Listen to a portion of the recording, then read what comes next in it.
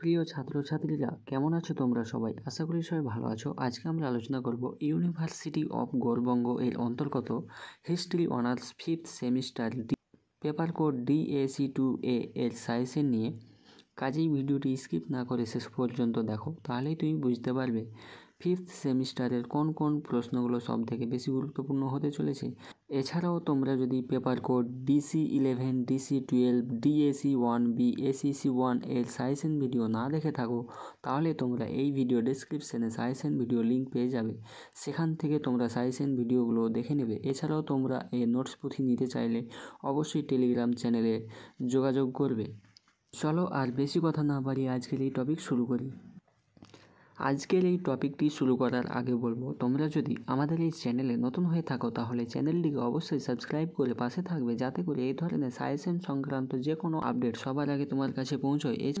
তো মেইনলি আজকে আমরা আলোচনা করব university of Gour Banga 5th semester এর history honours paper code DAC2 এর সাজেশন নিয়ে। দেখো, তোমাদের ফুল মার্কস থাকছে 32, সময় 2 ঘন্টা, ঠিক আছে। ক্যাটাগরি 1 থেকে 12 মার্কের জন্য টোটাল 2টি প্রশ্নের উত্তর লিখতে হবে। তোমাদের প্রশ্ন থাকবে 4টি, তার মধ্যে যে কোনো 2টি প্রশ্নের উত্তর দিতে হবে, ঠিক আছে। তো ক্যাটাগরি 1 থেকে যে প্রশ্নগুলো সবথেকে বেশি গুরুত্বপূর্ণ রয়েছে সেগুলো দেখে নাও। এই প্রশ্নগুলো আমি বলছি না, প্রশ্নগুলো তোমরা ভিডিওটি স্টপ করে স্ক্রিনশট নিয়ে নেবে বা খাতায় লিখে নেবে, ঠিক আছে। প্রশ্নগুলো বলতে গেলে ভিডিওর লেন্থ অনেক বড় হয়ে যাবে।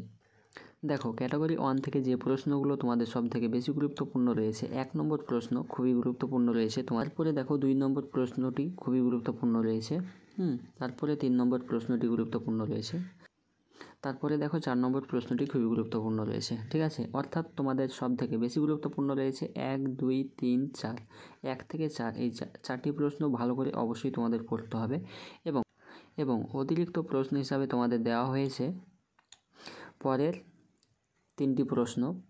5 নম্বর প্রশ্নটি খুবই গুরুত্বপূর্ণ রয়েছে, তারপরে 6 নম্বর প্রশ্নটি, তারপরে রয়েছে 7 নম্বর প্রশ্নটি, ঠিক আছে। তোমাদের টোটাল 7টি প্রশ্ন দেওয়া হলো ক্যাটাগরি 1 থেকে 12 মার্কের জন্য। তার মধ্যে তোমাদের 1 থেকে 4 দাগ নম্বরের প্রশ্ন সবথেকে বেশি গুরুত্বপূর্ণ রয়েছে, আমি বারবার বলছি। এবং ক্যাটাগরি 2 থেকে তোমাদের কোন কোন প্রশ্নগুলো সবথেকে বেশি গুরুত্বপূর্ণ হতে চলেছে সেগুলো আমরা দেখে নেব, ঠিক আছে। এবং তোমাদের মনে যে কোনো প্রশ্ন থেকে থাকলে তা অবশ্যই কমেন্ট করে জানাও। এছাড়াও তোমাদের যে কোনো বিষয়ে সাজেশন সংক্রান্ত ভিডিও চাইলে অবশ্যই কমেন্ট করে জানাবে, আমরা সেই বিষয়েরই সাজেশন সংক্রান্ত ভিডিও নিয়ে আসব।